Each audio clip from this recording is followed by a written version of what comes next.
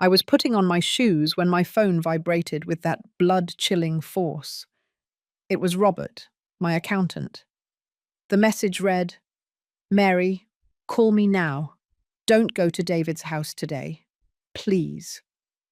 My hands trembled so much that the phone almost slipped. I was wearing my pearl earrings, the ones David gave me 10 years ago for Mother's Day. I was wearing the beige dress he liked so much. I had been prepping my grandchildren's favorite dessert, apple pie, since 6 o'clock in the morning. And now this. I dialed Robert's number with shaking fingers. He answered on the first ring. His voice sounded different, tense, as if he was holding back something very heavy. "Mary, I need you to sit down. What I'm about to tell you is going to hurt, but you need to know it now, before it's too late." I sat on the edge of my bed, the bed where I had slept alone since I was widowed 12 years ago. The bed where I cried every time David stopped answering my calls. The bed where I asked myself 1,000 times if I had been a good mother. Robert began to speak, and every word was like a nail in my chest. 3 days ago, David came to my office. He didn't know that I am your accountant. He asked me to prepare some documents to transfer your house into his name, documents to empty your savings account, a power of attorney that he was going to have you sign today at that lunch. "Mary, everything is planned out. Your daughter-in-law, Lucy, even has the exact words they are going to use to convince you." The world stopped. The clock read 11:15. In 45 minutes, I would be knocking on my son's door in suburban Dallas. In 1 hour, I would be sitting at his table. And according to Robert, in 2 hours, I would have signed my own ruin. "They have the papers ready," Robert continued, and his voice was breaking. "They're going to tell you it's to protect you, that it's because of your age, that it's easier if something happens to you.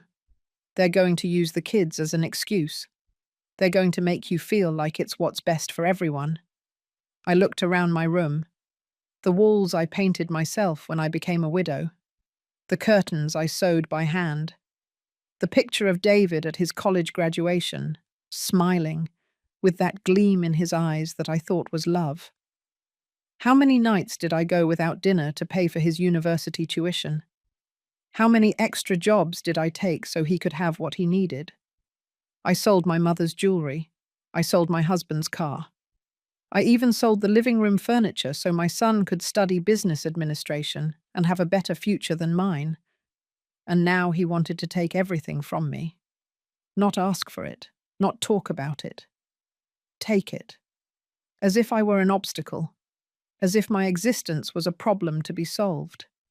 As if the 69 years of my life were worth nothing. Robert kept talking, but I could barely hear over the sound of my own heart breaking. "Mary, I have copies of the documents. I reviewed them. They are perfectly drafted to look legal. If you sign today, in 48 hours, your house will be in David's name. In 1 week, your savings will be gone. The $42,000 you saved up in 30 years of work. $42,000. Every cent earned cleaning other people's houses. Every bill saved instead of buying myself new clothes. Every sacrifice to have something secure in my old age. And my son knew it. He knew exactly how much was in that account. Because last year, when I lent him $5,000 for his business, I showed him my statement so he could see that I could indeed help him. He never returned that money.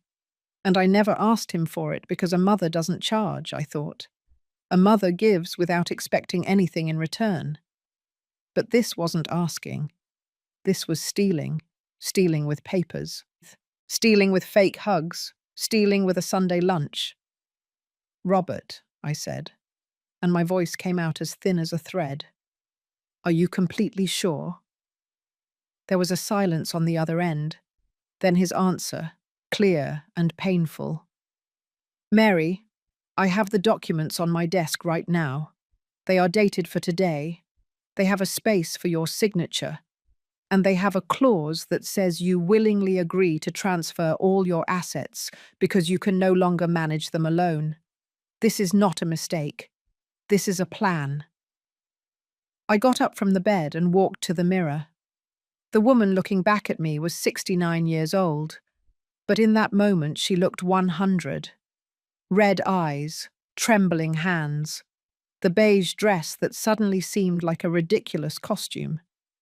Who was I trying to fool? Who was I trying to believe still mattered? My only son had been setting a trap for me. Not since yesterday. This had been going on for a while. This required planning. This meant that every time he called me in the last few months, every time he asked about my health, every time Lucy was kind to me, it was all a lie. It was all preparation for this moment, for this lunch, for these papers, to erase me. I looked at the picture of David on the wall. He was 5 years old in that picture, smiling with his front teeth missing. He was wearing the red shirt I bought him at the flea market. I was hugging him and he had his little hands around my neck. In that picture, he loved me. In that picture, I was his world. At what point did I stop being his world? At what point did I become a problem? At what point did my love stop mattering and only my money mattered? Robert was still on the phone, waiting. "What do I do?" I asked him, although a part of me already knew the answer. "Don't go, Mary, don't go today. And come to my office tomorrow. We need to legally protect your assets before they try anything else." Anything else. As if this was just the beginning. As if my son was already thinking about the next step, the next lie, the next way to get me out of the way. I hung up the phone and stood in the middle of my room. The apple pie was ready in the kitchen. My shoes were on. My earrings were sparkling. But I wasn't going anywhere. I called David. He answered on the third ring, with that falsely cheerful voice that I now recognized for what it was. An act. "Mum, are you on your way? The kids are asking for you." The kids. Always the kids as a shield, as an excuse, as a tool for manipulation. "David," I said, and my voice sounded firmer than I expected. "I'm not going to be able to make it today. I don't feel well." There was a silence that was too long, a silence that confirmed everything Robert had told me. "Not well? What's wrong?" His voice had changed. It was no longer cheerful. It was tense. Worried, but not about my health. Worried because his plan had just fallen apart. "I just need to rest. We'll reschedule." Another silence. "Mum, we have everything ready. The kids want to see you. Lucy made your favorite meatloaf." Lies. All lies. "I'm sorry, son. I'll talk to you later." I hung up before he could insist, before he could convince me, before he could use that voice that always worked, that voice that made me feel guilty for existing, for needing, for being alive. I took off my shoes. I took off my earrings. I took off the beige dress. And I put on my old pajamas, the ones with a hole in the shoulder, but the most comfortable in the world. I sat in the living room with a cup of tea that I didn't feel like drinking. The phone started ringing. It was David. I didn't answer. It rang again. I didn't answer. Then a text message arrived. "Mum, are you okay? We're worried." Worried about me, or worried because their plan had just failed. I stared at that message for 5 full minutes. And in those 5 minutes, I understood something I should have understood years ago. My son didn't love me. My son loved what I could give him. I sat in that living room until the light changed color and the afternoon turned orange. The tea grew cold in my hands. The phone kept ringing, but I no longer looked at it, because images began to appear in my head. Memories. Moments that at the time seemed normal, but that now, with this new truth upon me, took on a completely different meaning. Like when you watch a movie for the second time, and you understand all the clues you missed the first time. I remembered David's birthday 6 months ago. I arrived with a German chocolate cake that I baked myself. I knocked on the door, and Lucy opened it with that smile that never reached her eyes. "Mary, what a surprise," she said, even though I had confirmed my visit 3 times that week. "We didn't know you were coming today." But they did know. I had called the day before. David had told me, "Yes, Mum, come at 4 o'clock." And when I arrived at 4 o'clock sharp, the house was full of people I didn't know. Their friends, work colleagues, neighbours, but no place for me. I stood in the corner of the living room holding my homemade cake, while everyone ate the expensive bakery cake they had bought. No one tried mine. At 5:30, Lucy told me in that soft, venomous voice, "Mary, I think David is tired. Maybe it's better if you leave so he can rest." I left, with my whole cake, and I cried all the way on the bus because I thought the problem was me, that I had arrived at a bad time, that I was too sensitive. But that wasn't it. It was that I was an annoyance. I was redundant. I was the old mother who didn't fit into their new life. I remembered last Christmas, David called me on December 23rd. "Mum, this year we're doing something small. Just the 4 of us. The kids want a quiet Christmas." The kids. Always the kids. I said yes, that I understood, that it was no problem. I spent Christmas Eve alone eating gingerbread cookies and watching television. But 3 days later, I saw the photos on Facebook. David had hosted a huge dinner. His friends were there. Lucy's parents were there. Even the aunts and uncles who live in another state were there. Everyone was there. Except for me. In the photos, everyone was smiling. The kids had Santa hats. There was a giant tree. There were presents everywhere. There was a table full of food. And I didn't even know that party had existed. When I asked David about it days later, he said, "Oh, it was a last-minute thing, Mum. We didn't want to bother you." They didn't want to include me. But I swallowed that lie as I had swallowed all the others. I remembered when I turned 68 last year. I wasn't expecting much. I've never expected much. But David called me in the morning and said, "Mum, we'll stop by for you today. We're going to celebrate."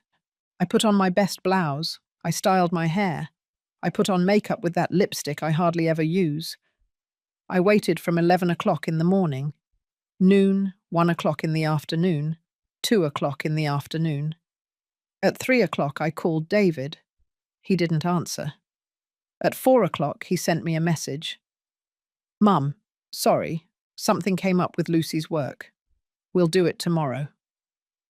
Tomorrow never came. A week later, David showed up with a wilted bouquet of flowers that he had clearly bought at the supermarket. "Sorry, Mum, you know how it is." And I said yes, that I understood, that it didn't matter. But it did matter. Every slight mattered. Every lie mattered.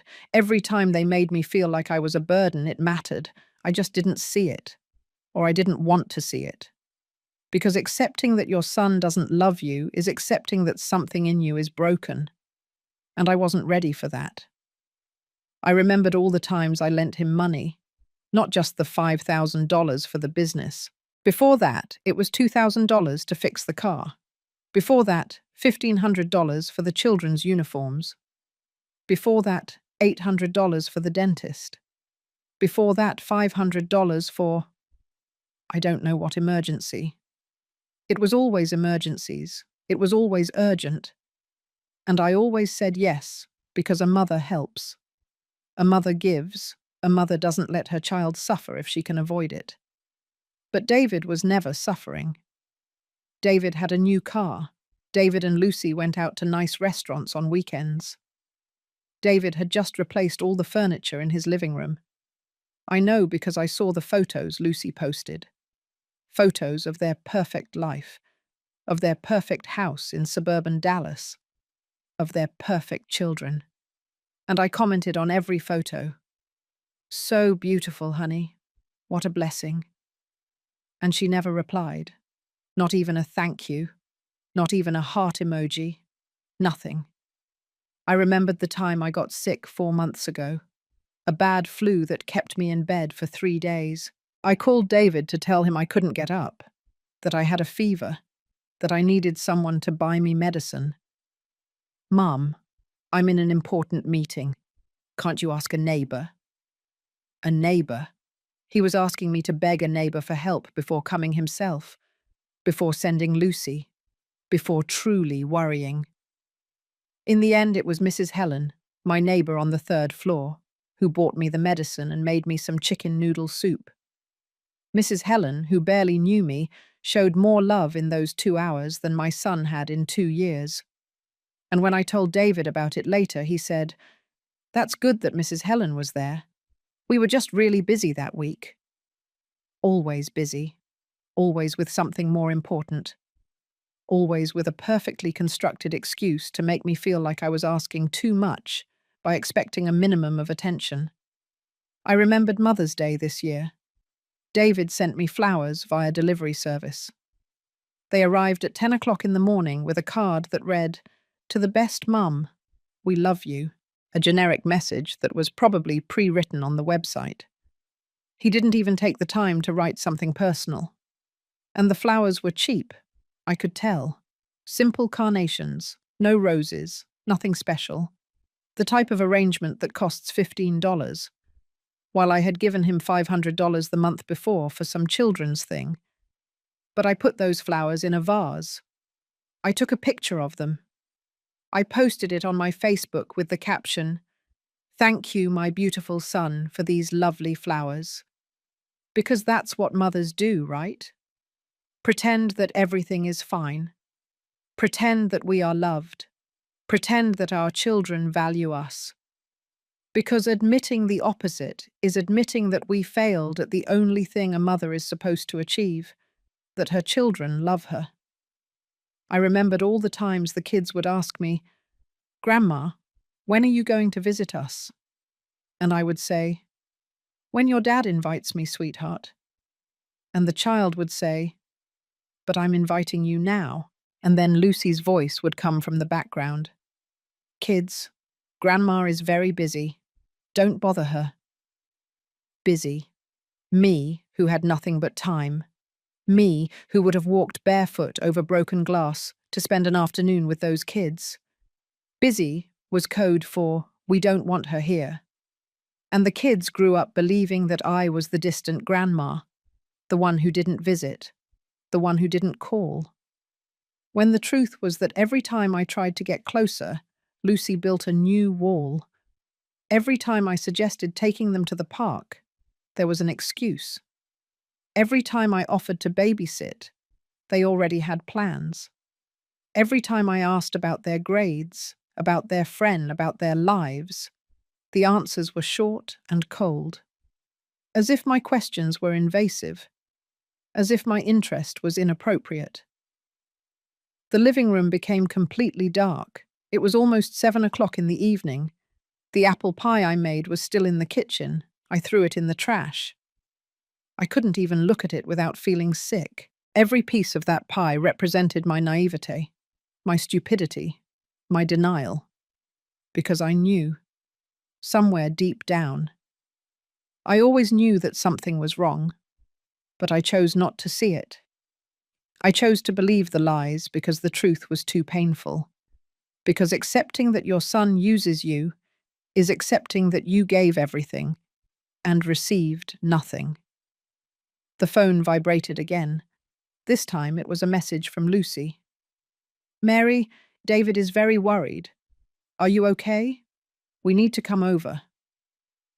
We need to come over. As if they had ever come over without needing something. I read that message 3 times, and in each reading I saw the poison hidden in those apparently kind words more clearly. They weren't worried about me.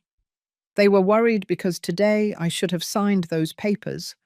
Today I should have fallen into the trap, and I had escaped. I did not respond to Lucy's message. I left the phone on the table and stared at the ceiling of my living room. That ceiling that I knew by heart. That small crack in the corner that I always promised to fix but never did. That damp spot that appeared every winter. That ceiling that I had seen in my sleepless nights, in my lonely mornings, in my moments of joy and in my days of sadness. That ceiling was more constant than my own sun. The truth fell upon me like ice water. It wasn't gradual, it wasn't gentle. It was brutal and complete. My son didn't love me. Maybe he never loved me. Or maybe he loved me when he was a child, when he needed me, when I was useful.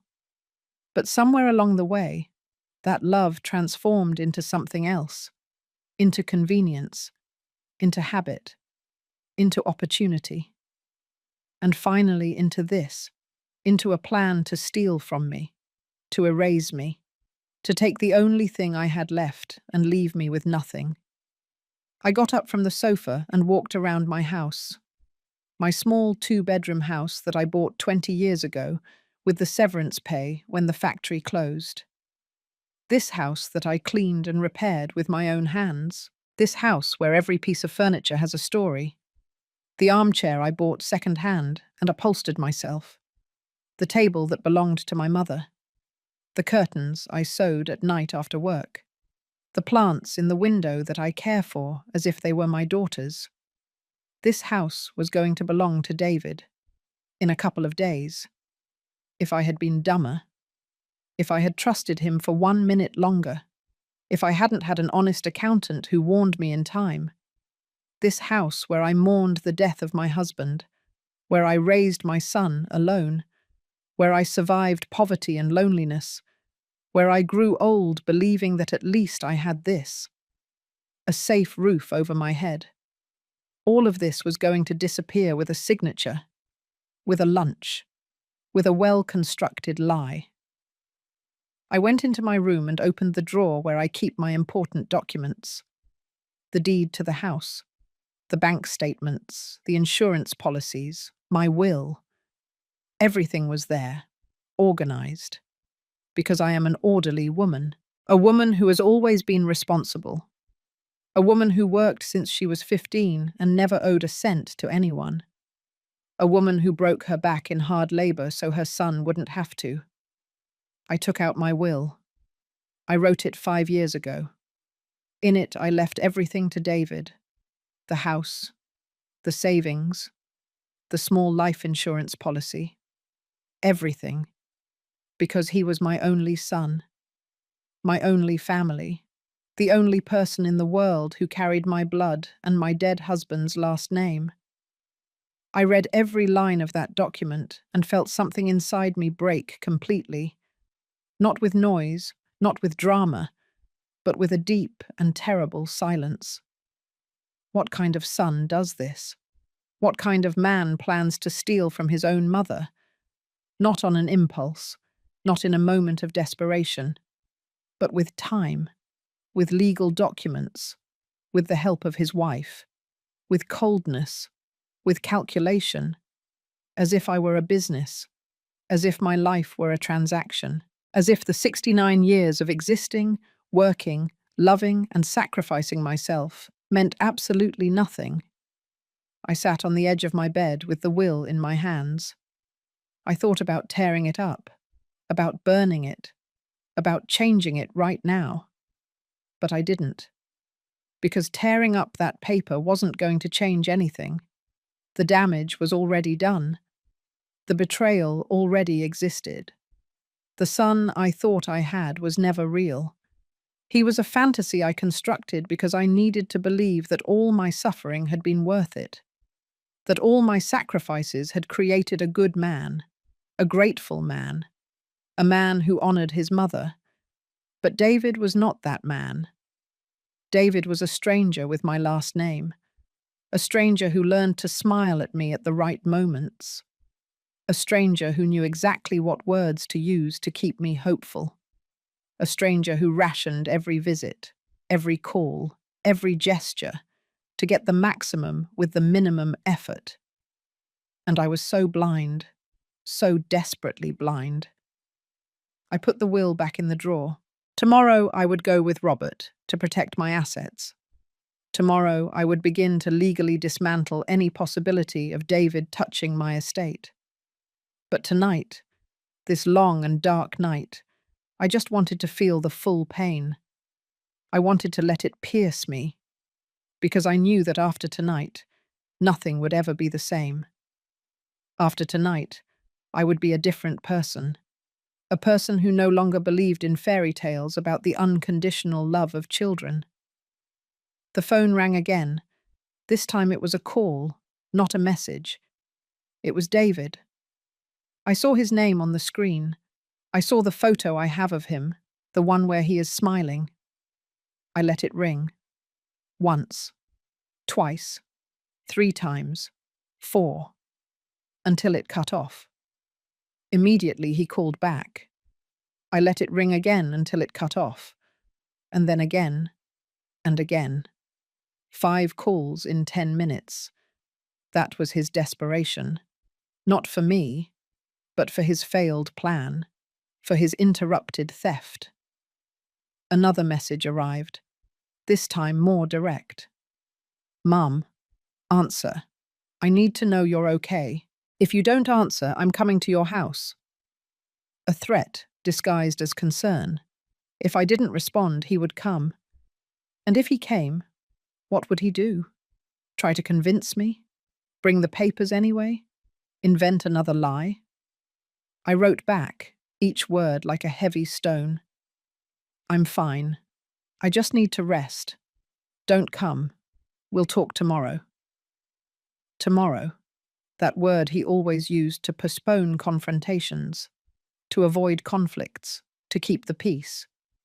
But this tomorrow would be different. This tomorrow, I would be in Robert's office protecting what was mine.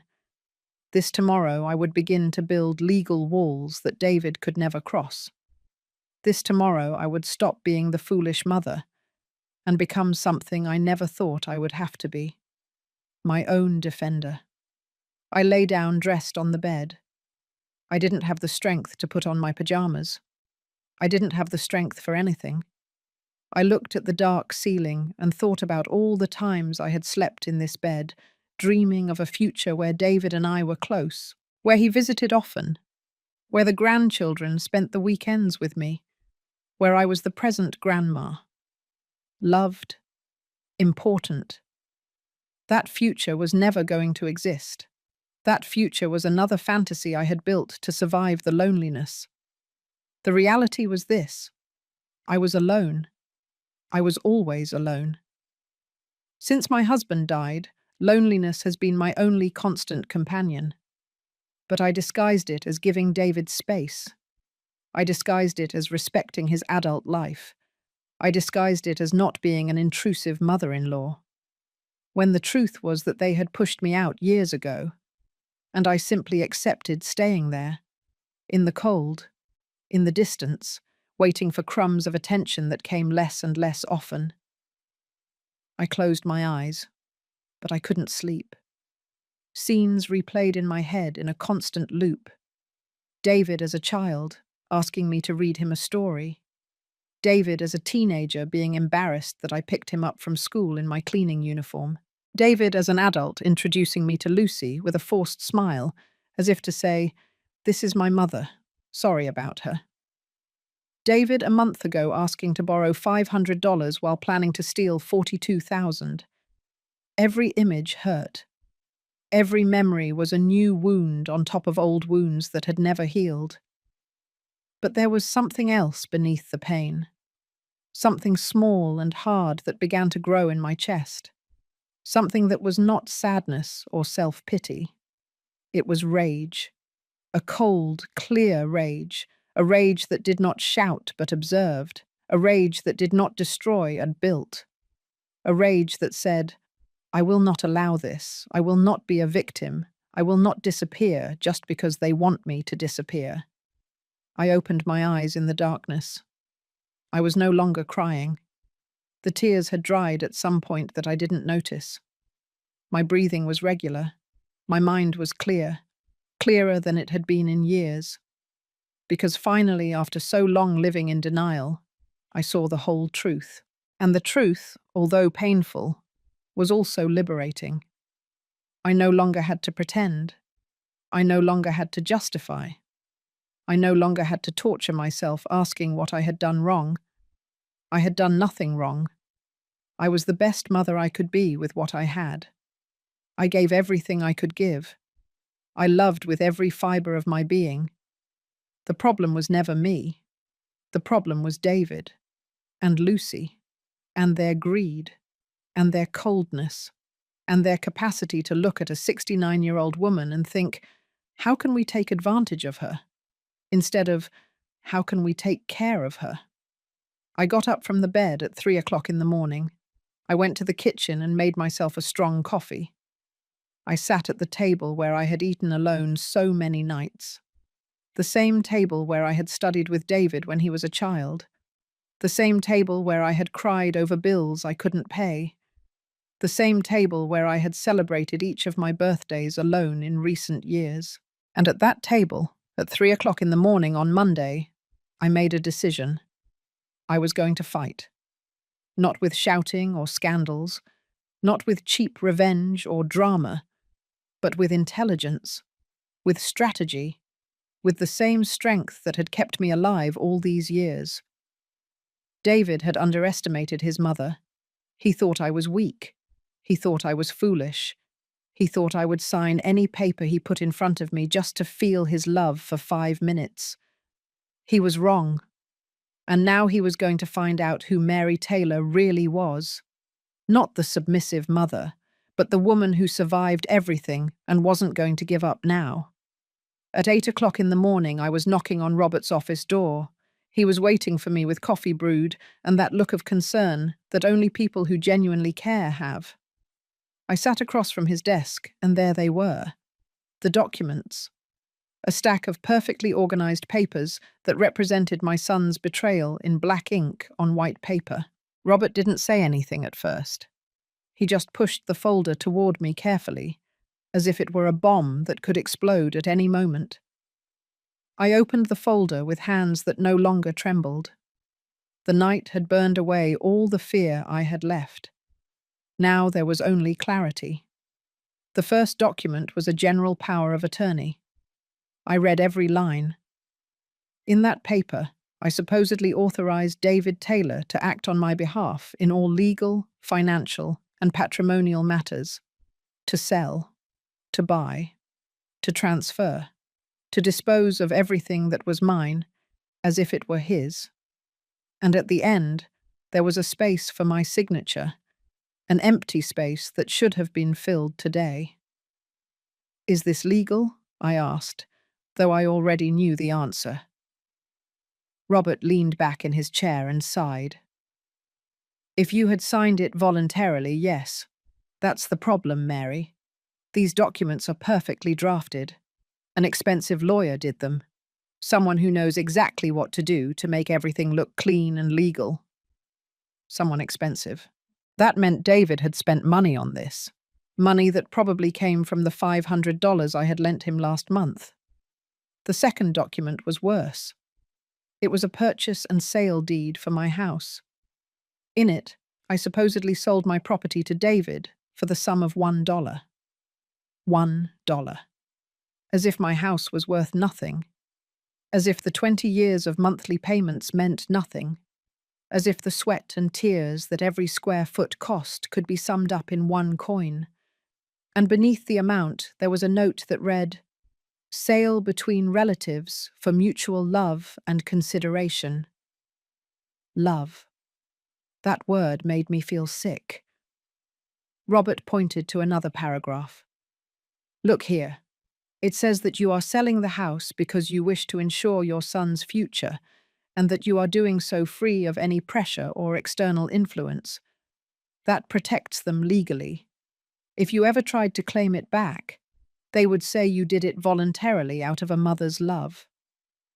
Every word was calculated. Every sentence was a trap. This was not David's work alone. This had Lucy's fingerprints all over it. The third document was a bank authorization. With this paper, David could access all my accounts, withdraw money, close accounts, transfer funds, all without needing my presence. "How long have they been planning this?" I asked. Robert took out another paper. "I found something else. David came to see me for the first time 3 months ago. Not that time. He didn't know I was your accountant. He asked me, hypothetically, how he could help his aging mother better manage her finances." Aging. 3 months. This was not new. This had been brewing for a while. Robert continued. "I told him the best thing was to talk to you directly, that you could make your own decisions. He left that day without hiring my services. But 2 weeks ago he returned, this time with all these documents already prepared. He just needed someone to review them and certify that they were well done. He didn't know I knew you. When I saw my name on the papers, I almost fell out of the chair. I looked at Robert with a gratitude that I couldn't express in words. If he hadn't warned me, right now I would be signing my death warrant. I would be handing over everything. I would be left with nothing. What do I do now? Robert already had papers prepared. First, we protect everything legally. We're going to create documents that nullify any future attempt at appropriation. Second, we change all your bank passwords. Third, we put alerts on all your accounts. And fourth, you need to decide what you want to do about David. That last question hit me. What did I want to do about David? Report him? Confront him? Cut off all communication? Forgive him? Every option seemed impossible, because every option meant accepting that my life as I knew it had ended. Robert let me think while he prepared the new documents. I kept looking at those papers of betrayal. So perfect, so legal, so cold. "I want to confront him," I finally said. "But not yet. First, I need to protect myself. Then I need to understand how far this goes." Robert nodded. "There's something else you should know. I did a little research. Your daughter-in-law, Lucy, has a history. 6 years ago, she tried something similar with her own mother. She convinced the woman to put a house in her name. The mother was left with nothing and now lives with a sister. Lucy sold the house and never gave her a cent." The air escaped my lungs. Lucy had done this before. She had already destroyed a mother. And now she was coming for me. And David knew it. He had to know it. That meant my son was not just an accomplice. He was an active participant. He had seen what Lucy did to her own mother and thought, let's do the same to mine. That revelation was worse than everything that came before, because it eliminated any possibility that David was manipulated or deceived. He knew exactly what he was doing. "Give me the papers," I told Robert. "I'm going to sign everything necessary to protect myself." We spent the next 2 hours building legal fortresses around my estate. I signed documents establishing that any transfer of assets required the presence of 2 witnesses and an independent attorney. I signed papers that blocked any future power of attorney. I signed authorizations for the bank to call me personally before approving any transaction in greater than $100. We changed all my passwords. The bank ones, the email ones, the social media ones, everything. Robert taught me how to activate 2-step verification. He explained how to recognize fraud attempts. He gave me the number of a lawyer specializing in elder abuse cases. Because that's what this is, Mary. This is elder financial abuse. It's a crime. And if you wanted to, you could report it.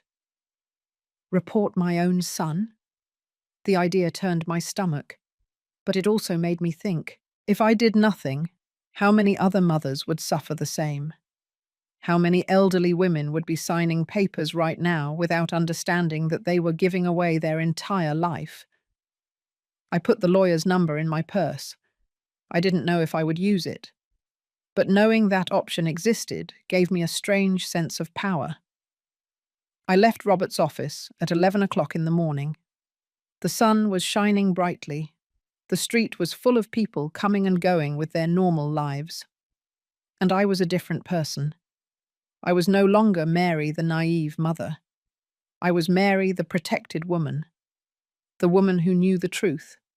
The woman who had built walls where before there were only open doors. My phone had 17 missed calls from David and 11 messages.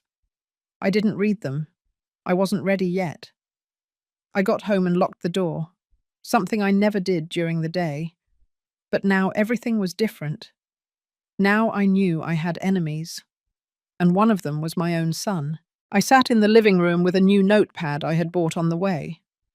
On the first page I wrote, "Evidence." Because if I was going to confront David, I needed to have everything clear.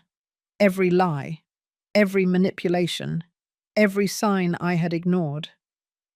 I started writing dates. The day he asked for the $5,000 and never returned it.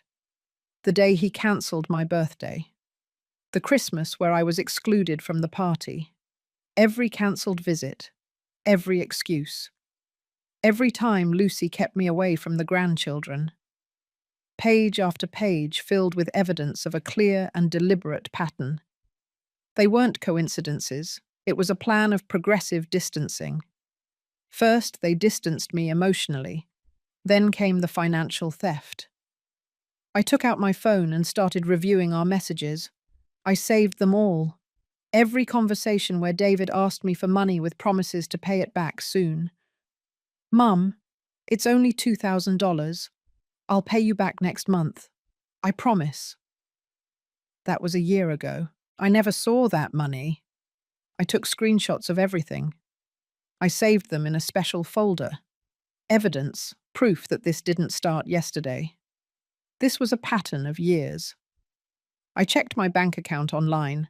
I made a list of every transfer I had made to David in the last 3 years. I added it all up. $12,800, almost $13,000 in loans that were never repaid. And I hadn't kept track. I hadn't asked for it back. Because a mother doesn't keep accounts, I thought. A mother gives without expecting anything in return. But David did keep accounts. David knew exactly how much I had and how much he could take before going for everything. I called the bank. I asked to speak to a manager. I explained my situation without giving too many details. I just told her I needed to protect my account from unauthorized access. The manager was kind and efficient. She helped me set up a secret code that would be required for any change in my account. She gave me her direct number. She said, "Mrs. Taylor, I'm sorry you're going through this. We see these cases more often than people think. Seniors being scammed by their own children. You did the right thing to protect yourself." Seniors being scammed by their own children. That was me. That was my case. I was a statistic. A number in some report on elder financial abuse. The idea angered and saddened me at the same time. I hung up the phone and kept working. I searched online for information about Lucy Miller, her maiden name. I found her social media profile. Photos of her perfect life. Her decorated house. Her trips. Her dinners at expensive restaurants. All paid for with whose money, I wondered? With David's money. And David's money came in part from me. I kept searching. I found old local newspaper articles. And there it was. A court case from 6 years ago. Lucy Miller sued by her own mother for misappropriation of assets. The case was closed because the mother withdrew the lawsuit, probably out of shame. Probably because reporting your own daughter is almost emotionally impossible. Probably for the same reasons I was now hesitant to report David. I printed everything. The articles, the bank statements, the messages, the dates, the names. I put together a complete file. If I was going to confront David, I wanted every piece of evidence ready. I didn't want him to be able to deny anything. I didn't want him to be able to flip the situation and make me feel guilty. This time, I had the power. This time, I had the documented truth. This time, I wasn't going to let him manipulate me. My phone rang. It was an unknown number. I answered cautiously. "Mrs. Mary Taylor?" a male voice asked. "Yes, this is me." The voice continued. "This is Attorney Paul Davis. Robert Vega forwarded me your case. I need you to come to my office as soon as possible. There is something else you need to know about your son's plan." My heart raced. Something else? What could be worse than what I already knew? I arrived at Attorney Davis's office at 3 o'clock in the afternoon. He was a man in his 50s, with a serious face and direct manners. I sat across from him and noticed he had a folder with my name on it. "Mrs. Taylor," he said, "I did a little investigation after Robert told me your situation, and I found something disturbing." He took some papers out of the folder. "Your son and daughter-in-law applied for a loan 2 months ago, a loan for $30,000. Do you know what they put up as collateral?" I shook my head, although something inside me already knew the answer. "They put up your house, Mrs. Taylor, your house, the one that is still in your name. They presented false documents that claimed the house already belonged to them. The bank rejected the loan because upon verification, they found that the property is still registered in your name. But they tried to use your house as collateral without your knowledge. That is fraud." Fraud. The word echoed in the office like a gunshot. If they had managed to get you to sign those papers on Sunday, their plan was to go back to the bank on Monday with the new deed, get the $30,000, and disappear. You would have been left with a mortgaged house that you didn't know was mortgaged and with empty accounts. Attorney Davis looked at me with a mixture of compassion and professional anger. "Mrs. Taylor, this is not just a son who wants to inherit early. This is a well-planned criminal scheme." I remained silent, processing the information. $30,000 plus my $42,000 in savings plus the value of my house. David and Lucy planned to leave me on the street without a cent, and I would have signed everything with a smile on my face, believing I was doing something good for my family. Attorney Davis continued. "I have contacts at the bank. I got copies of the loan application. Here are the forged signatures. Here is the fraudulent document. This is enough for a criminal complaint." I took the papers with trembling hands. There was my signature. But it wasn't my signature. It was a pretty good imitation, but not perfect. Someone had practiced copying my signature. Someone had had access to my documents to study how I signed. And that someone had to be David. He was the only one who had seen my personal papers. He was the only one who had been in my house with access to my documents. "What should I do?" I asked, my voice breaking. Attorney Davis leaned back in his chair. "That depends on you, Mrs. Taylor. Legally, you have all the tools to report it. This is fraud, document forgery, and attempted misappropriation of assets. Your son could face serious criminal charges. But I understand that this is your son, and that decision is not easy." It was not easy. It was impossible. It was the most painful decision in the world. "For now," the lawyer continued, "the most important thing is that you are protected. The documents you signed with Robert are solid. Your estate is legally shielded. Your son cannot touch anything. But you must also decide whether you want to confront him or simply cut off contact. And you must decide whether you want this to have legal consequences or if you prefer to keep it private. 3 options, none of them good, all of them painful. All of them meant accepting that my family as I knew it had died. I left that office with more information than I wanted to have. The sun was beginning to set. I walked aimlessly through the streets of my neighborhood. I passed the park where I used to take David when he was a child. I sat on a bench and watched the young mothers playing with their children. They all seemed so happy. They all seemed so sure that their children would love them forever. And I had been one of them. I had been that mother who believed that love was enough, who believed that giving your best guaranteed receiving something in return. But it wasn't like that. You could give everything and receive betrayal. You could love with every fiber of your being and be used. You could sacrifice your entire life and end up being seen as an exploitable resource. A mother's love guaranteed nothing, except pain if you chose the wrong son, or if your son chose the wrong partner, or if life simply decided to teach you this lesson in the most brutal way possible. I got home when it was already dark.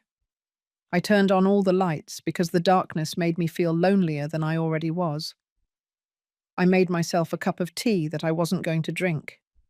I sat at the kitchen table with all the evidence spread out in front of me.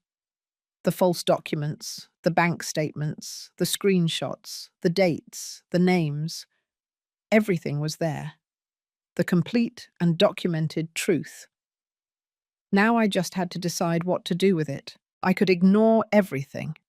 I could pretend I never knew anything. I could continue to be the mother who calls on Sundays and sends gifts at Christmas. I could swallow this betrayal as I had swallowed all the previous ones. But if I did that, who would I be? A coward? A fool? A woman without dignity? No. I had been that woman for too long. I had accepted too many crumbs. I had justified too many absences.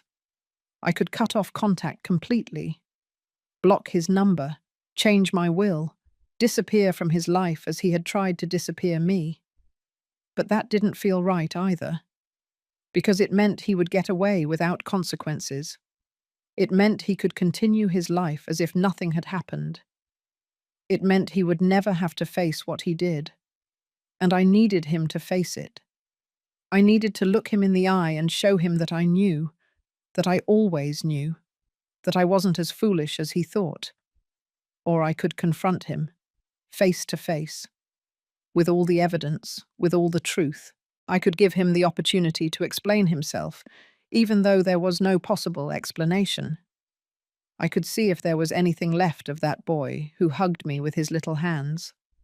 I could look for some trace of remorse in his eyes. And if I didn't find it, at least I would know that I tried, that I gave him one last chance to be the son I needed him to be. That last option scared me more than all the others, because it meant opening the door to the greatest pain. It meant facing his rejection directly. It meant hearing him say out loud what his actions had already screamed. But it was also the only option that gave me peace.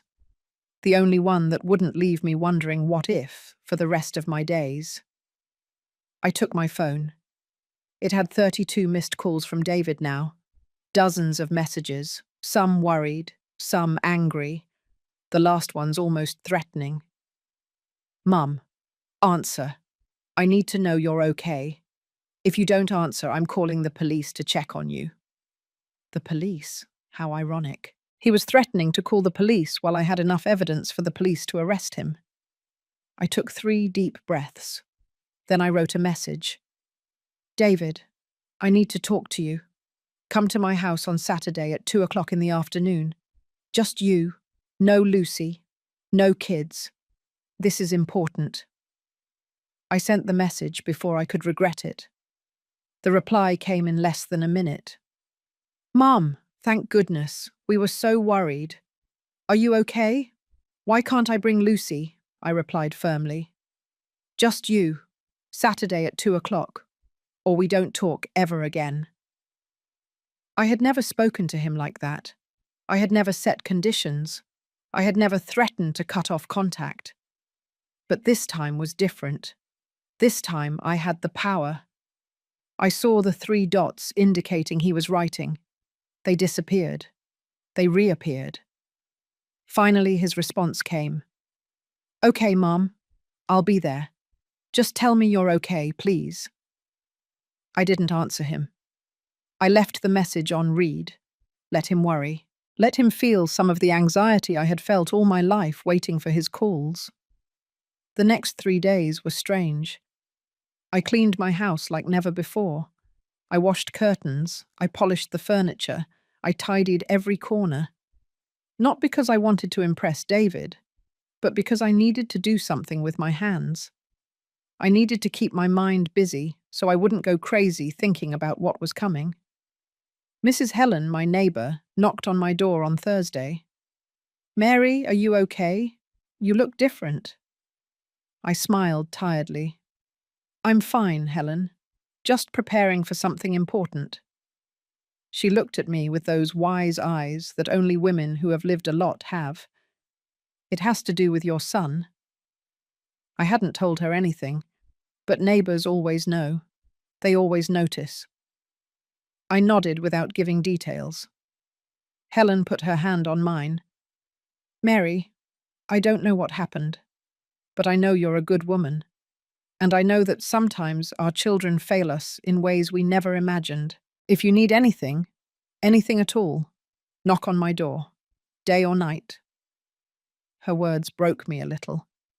It was the kind of love that David should have shown, and that an almost stranger neighbour was giving me. On Friday, I prepared everything for Saturday. I organised the documents in chronological order. I practiced what I was going to say in front of the mirror. "David, I know what you were planning to do." No, too direct. "David, we need to talk about some documents." Too soft. "David, why did you try to steal from me?" Too aggressive. In the end, I decided I wasn't going to practice anymore. The words would come when they needed to come. I brewed coffee for 2. I took out the good cups, the ones I only use for special occasions. This definitely qualified as a special occasion. On Saturday, I woke up at 6 o'clock in the morning, even though David wouldn't arrive until 2 o'clock. I took a shower. I put on a simple but dignified dress, dark brown. I styled my hair. I put on a little makeup. Not because I wanted to look good for my son, but because I wanted to feel strong. And when I look put together, I feel more secure. I looked in the mirror. The woman who looked back at me was no longer the same as a week ago. This woman had harder eyes, a firmer mouth, a straighter back. At 5 minutes before 2 o'clock, I put all the documents on the living room table. I formed 3 piles. One with the evidence of his lies and unrepaid loans, another with the false documents of the theft plan, and the third with the papers from the attempt to mortgage my house. In the center of the table, I placed a photograph. It was from when David was 8 years old. We were hugging in front of this same house the day we bought it. We were both smiling. We both seemed happy. I put that photo there to remind us both of who we once were. At 2 o'clock sharp, the doorbell rang. My heart was pounding so hard, I thought it would jump out of my chest. I walked to the door. I took a deep breath, and I opened it. David was standing on the threshold with a nervous smile. He was wearing a white shirt and jeans. He looked tired. He had dark circles under his eyes. He probably hadn't slept well, thinking about why I had summoned him like this. "Hi, Mum," he said, and he tried to hug me. I took a step back. He noticed the rejection, and his smile wavered. "Come in," I told him in a neutral voice.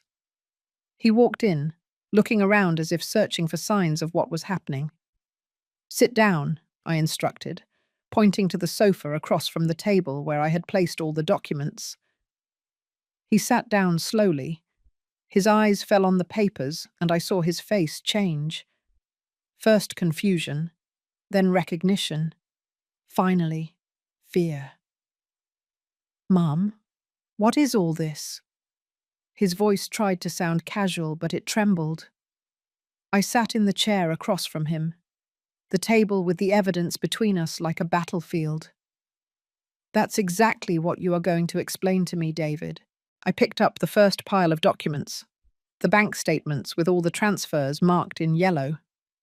$12,800, I said, showing him the papers.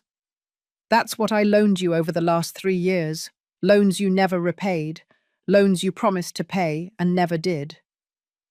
David tried to interrupt, but I held up my hand. No, you speak when I finish. $12,800 is not a small amount of money for a woman who lives on a pension of $450 a month. I had to stop buying medicine sometimes. I had to eat less. I had to sacrifice. But I did it because you are my son, because I love you, because a mother makes sacrifices. David opened his mouth to speak, but I continued. I picked up the second pile, the false documents, the power of attorney, the purchase and sale deed, the bank authorization. I placed them in front of him like cards in a deadly game. These are the documents you were going to have me sign last Sunday, the day of the lunch, which was never a lunch. It was a trap to steal everything I own, my house, my savings, my entire life, all for $1 and a signed paper. His face went white, completely white. Mum, I can explain. His voice was barely a whisper. Then explain. I told him with a calmness I didn't know I had. Explain how a son plans to steal from his own mother. Explain how you forge documents. Explain how you practice copying my signature.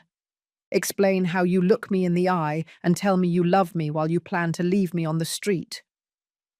The words came out of me like knives, each one sharp, each one accurate. David ran his hands over his face. When he removed them, his eyes were red. It wasn't my idea, he finally said. It was Lucy. I laughed. It was a bitter, dry laugh. Lucy? Oh, sure. Blame your wife. As if you don't have a mind of your own.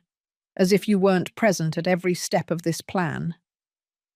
I picked up the third pile of documents, the mortgage attempt, the forged signatures. Was this Lucy's idea too? When you tried to mortgage my house without my knowledge?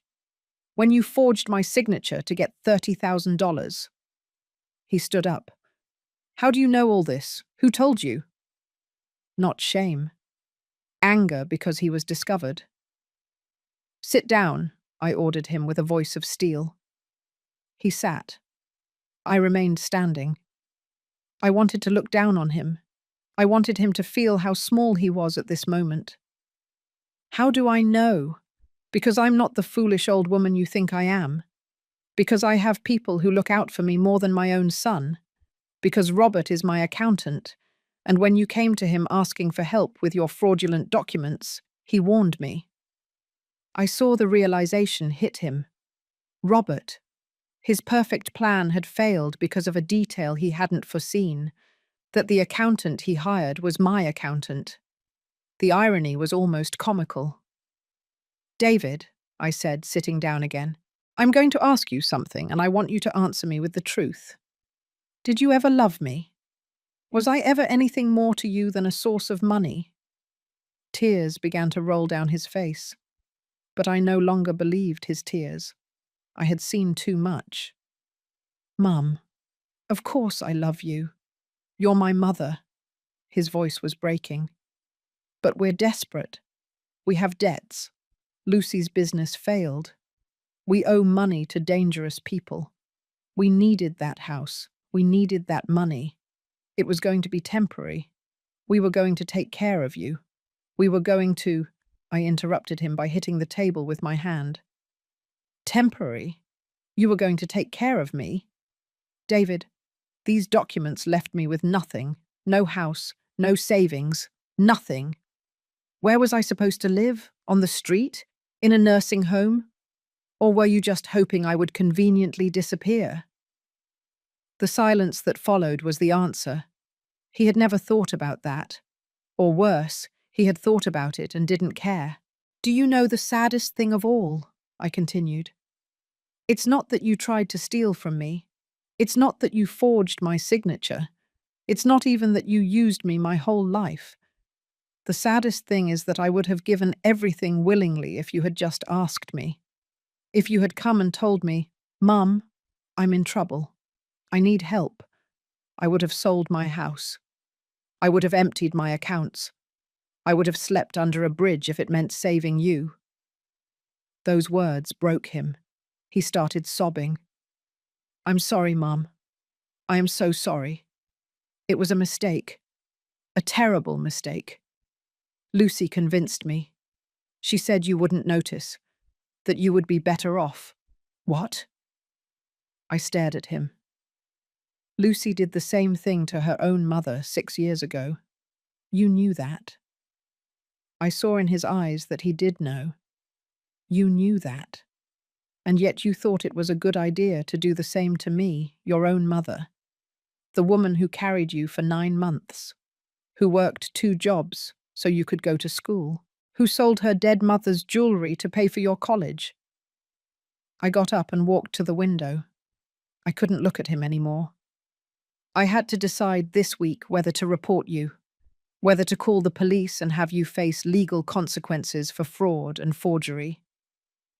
The lawyer told me I have a case, that you could go to jail. I heard him choke behind me. Please, Mum, no. The children. Think of the children. I turned around so fast that he flinched. Now you think of the children. When you planned to leave their grandmother homeless, you didn't think of them. When you kept me away from them, you didn't think of them. Don't use my grandchildren as a shield. You never thought of them. You only thought of yourself. I sat down again. I was tired. So tired. I'm not going to report you. Not because you don't deserve it. You do deserve it. But because I'm not like you. I don't destroy my family no matter what. But this is what's going to happen. I took out other papers. The new documents Robert had helped me prepare. My house is now legally protected. You will never be able to touch it. My accounts have blocks and alerts. You will never be able to access them. My will has changed. You no longer inherit anything. Everything goes to a foundation that helps seniors who are victims of family abuse. I saw every word hit him like a punch. David, you chose money over me. Now you live with that choice. I don't want to see you anymore. I don't want your calls. I don't want your visits. I don't want anything from you. He stood up desperately. Mum, you can't do this. I'm your only son. We're family. I stood up too and looked him straight in the eyes. Family doesn't steal. Family doesn't lie. Family doesn't betray.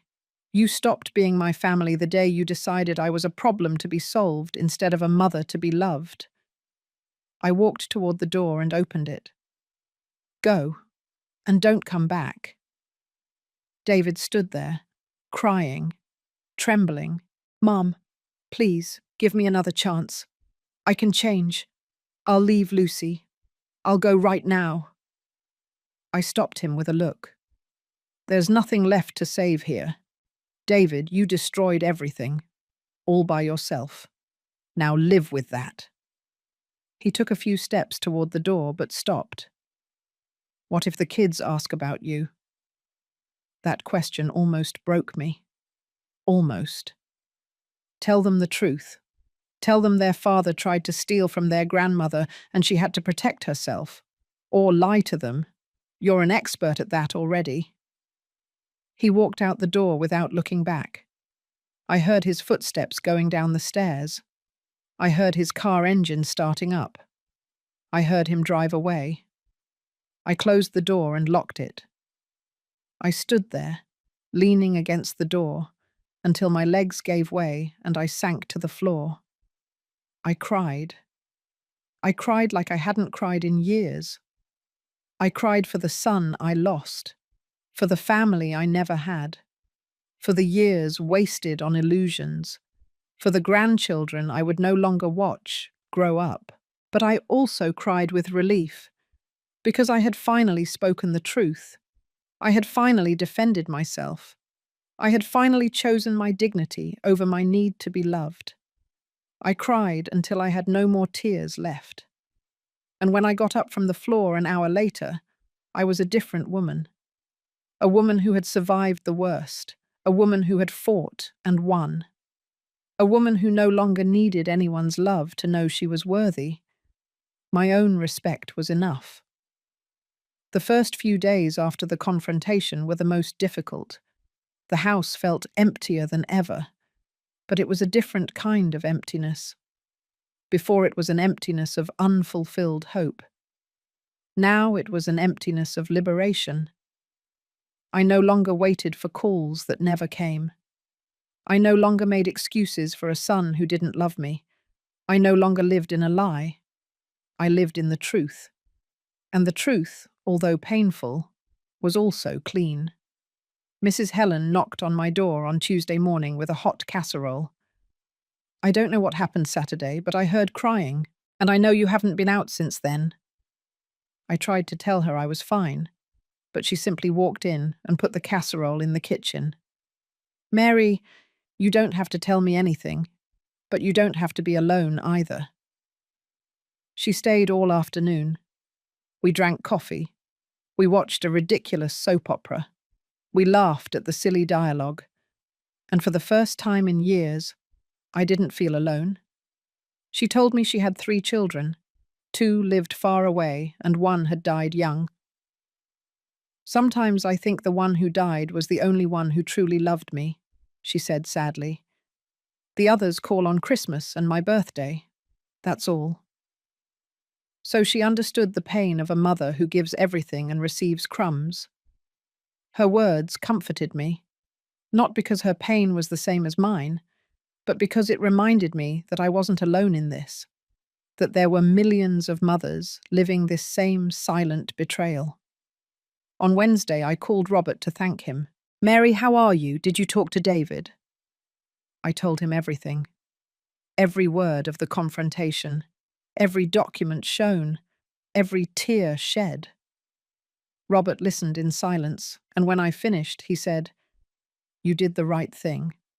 I know it doesn't feel like it now, but you saved yourself, and that takes more courage than most people have." His words gave me strength. They reminded me that choosing my dignity was not selfishness, it was survival. On Thursday, I began to reorganize my life. Literally. I took all the pictures of David off the walls. I didn't throw them away. I couldn't, but I stored them in a box in the closet. I removed the emergency phone number I had taped to the refrigerator. Before it said, "In case of emergency, call David." Now it had Mrs. Helen's and Robert's numbers. I changed the priorities in my life because my previous priorities had betrayed me. I found David's childhood drawings in a drawer. Coloured hearts, houses with chimneys, happy families. "I love you, Mum," written in crooked letters. Those drawings were from a child I knew, a child who loved me sincerely. But that child no longer existed. He had become a man I didn't recognize. I stored the drawings with the photos, memories of a life that was no longer mine. On Friday, I left my house for the first time in days.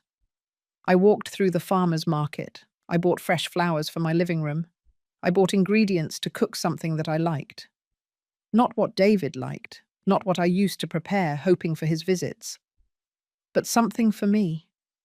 A herbed roast chicken, roasted potatoes, a fresh salad.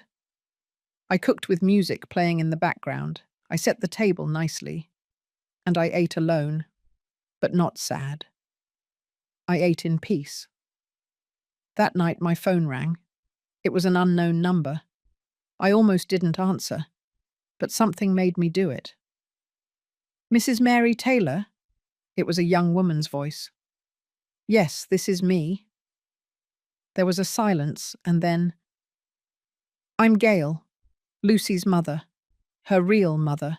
I don't know if David told you about me. My heart raced. No, he didn't tell me anything. Gail sighed deeply. I imagine not. Mrs. Taylor, I heard through a mutual acquaintance what happened, what my daughter and your son planned to do to you. I needed to call you. I sat down slowly. You are the woman Lucy stole her house from years ago. Another long pause. Yes, and I wanted to tell you that you did the right thing by protecting yourself. I didn't. I signed everything they put in front of me because I didn't want to believe that my own daughter could do that to me. And I was left with nothing. Literally nothing. I now live with my sister in a borrowed room. At 72 years old. No house, no savings, nothing. Her voice was breaking, but she continued. You were stronger than me. You defended yourself. And please, don't feel guilty. Our children made choices, horrible choices. But it's not our fault. We gave love. They chose betrayal. That difference is important. Don't carry their guilt on top of your pain. I cried, listening to her. I cried because her words were exactly what I needed to hear. Thank you, was all I could say. Thank you for calling. Gail gave me her number. If you ever need to talk to someone who understands exactly what you're going through, call me. Anytime. We hung up, and I held the phone in my hand for a long time. Gail had lost everything, and yet she had the generosity to call a stranger to offer comfort. That was love. Real love. Not the manipulative, conditional love David had given me, but genuine, selfless love from a woman who understood my pain because she had lived it. On Saturday, a week after the confrontation, I woke up different. Lighter. As if a weight I had carried for years had finally fallen off. I realized that I hadn't checked my phone in the morning waiting for messages from David. I hadn't planned my day around the possibility of him calling. I hadn't lived for him. For the first time in decades, my life was completely mine. Mrs. Helen invited me to a group of friends who met on Saturdays to knit and talk. I hesitated at first, but then I thought, why not? I went. There were 6 women, all over 60, all with stories of absent children, of family that hurt, of chosen solitude over toxic company, and all of them surviving. All of them finding joy in small things, in genuine friendships, in days without drama, in peace. One of them, Teresa, told me something that stayed with me. Mary, blood makes you relatives, but respect and love make you family. And sometimes the family you choose is better than the family you were given. She was right. These women, whom I barely knew, showed me more genuine affection than David had in years. They asked me how I was and genuinely wanted to know.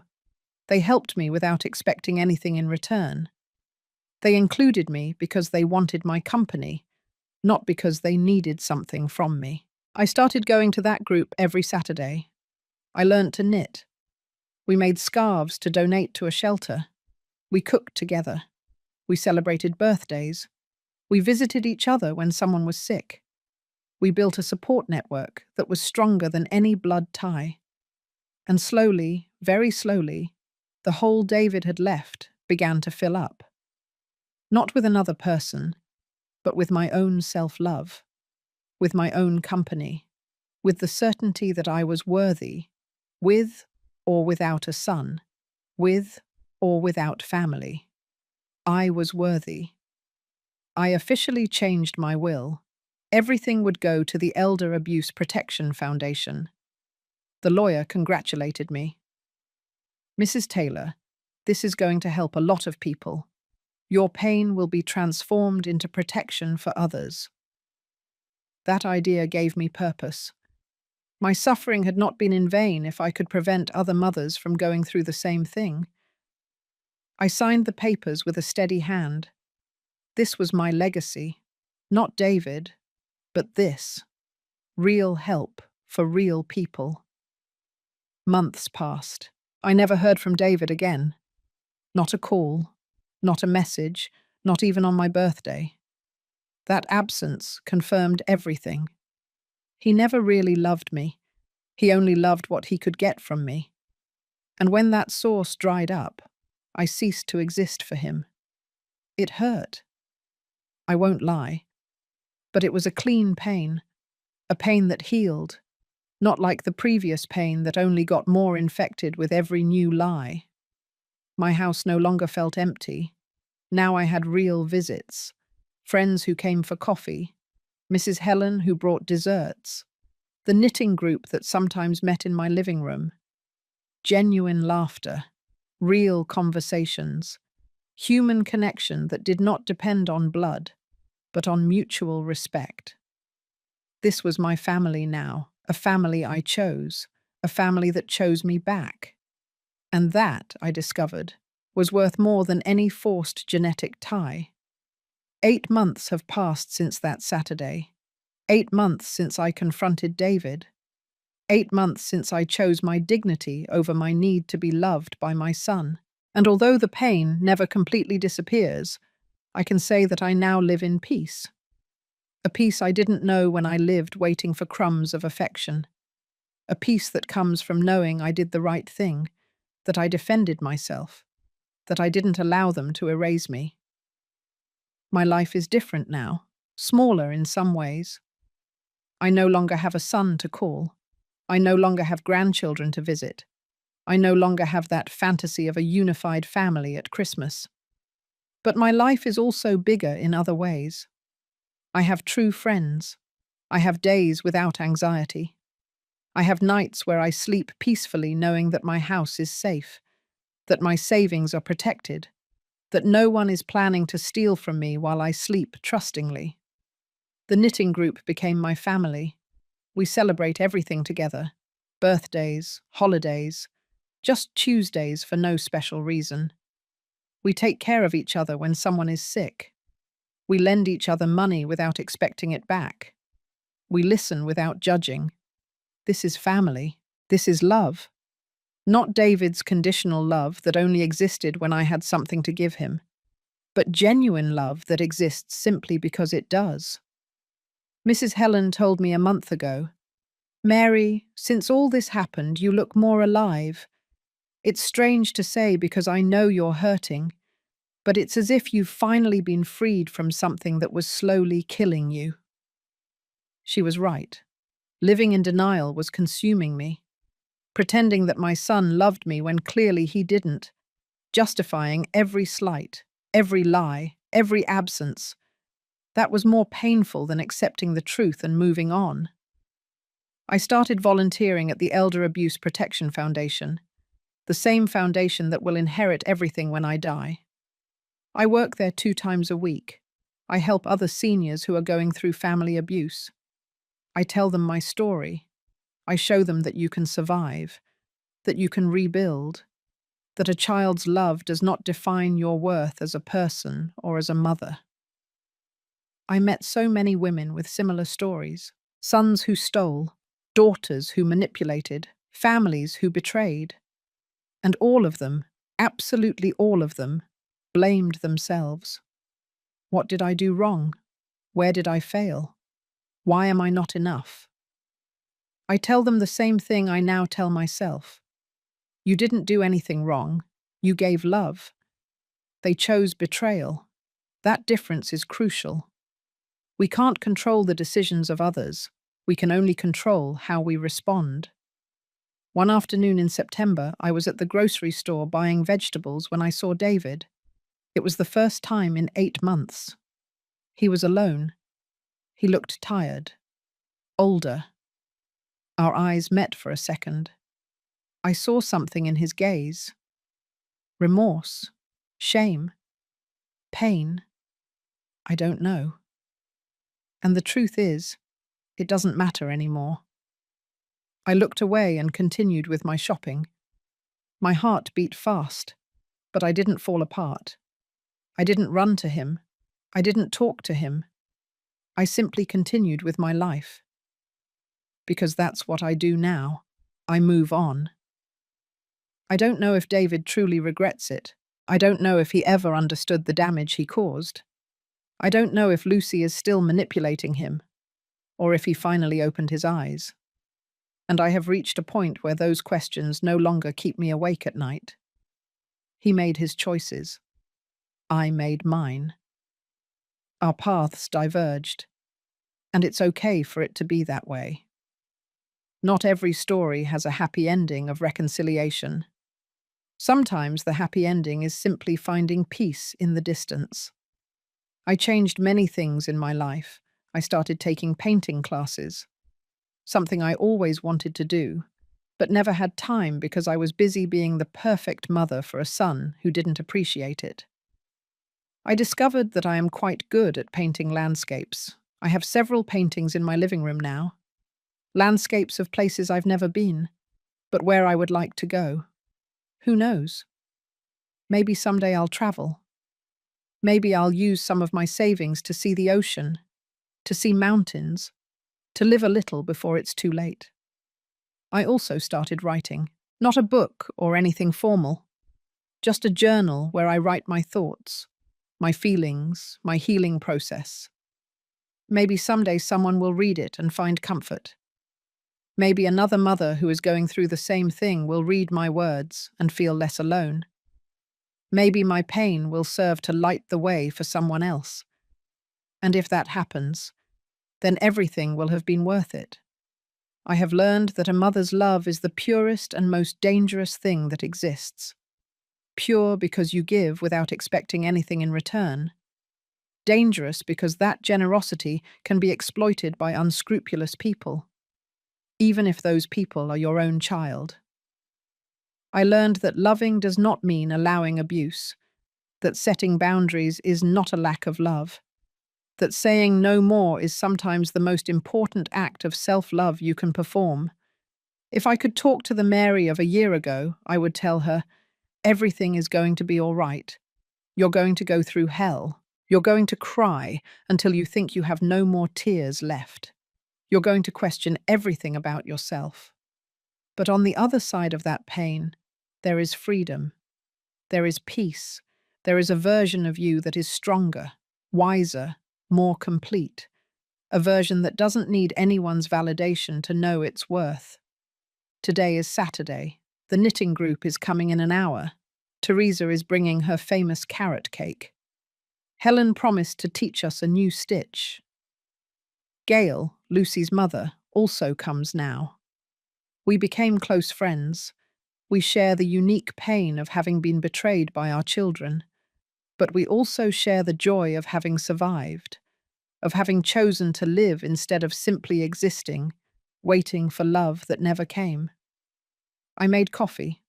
I took out the good cups, the same ones I used the day of the confrontation with David.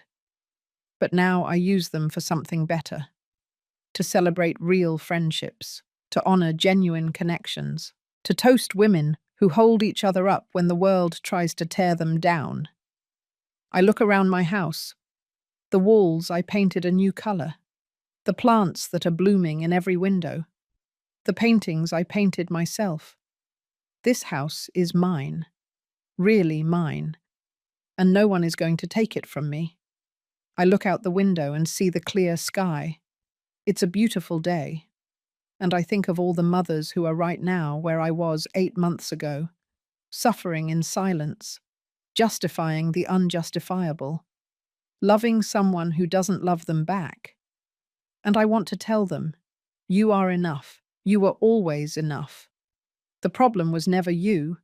You have the right to protect yourself. You have the right to say enough. You have the right to choose your peace over their convenience.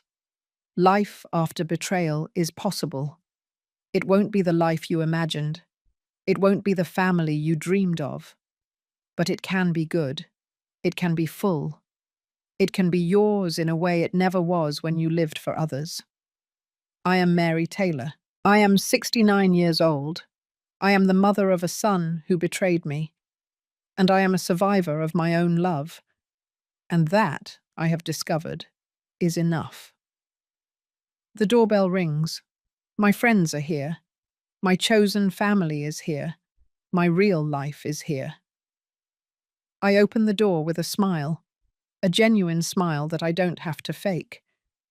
And as I hug them and we begin our Saturday afternoon, I think, this is happiness, not the perfect happiness of fairy tales, but the real happiness of a woman who survived the storm and is now dancing in the rain.